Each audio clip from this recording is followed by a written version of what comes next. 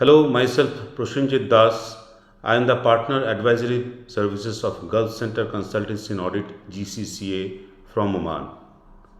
GCCA, in collaboration with IMARC Group, successfully carried out a comprehensive project for establishing an IV solutions manufacturing plant in Oman. The study covered the global IV solutions market, detailed regional analysis for the Middle East and Africa, and the technical process flow and plant design required for a modern IV manufacturing unit. It also included complete project cost estimation, financial modeling, and evaluation of loans and funding options, along with a review of regulatory approvals, certification requirements, and key risk and success factors relevant to the GCC market. A case study of a successful regional venture was also presented to guide implementation.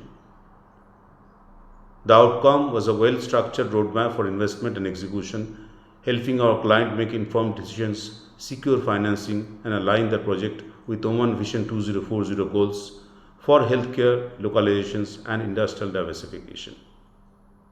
We sincerely thank IMARC Group for their outstanding professionalism, analytical depth, and timely delivery. Their collaboration added tremendous value and ensured the project achieved its intended objectives. Thank you very much.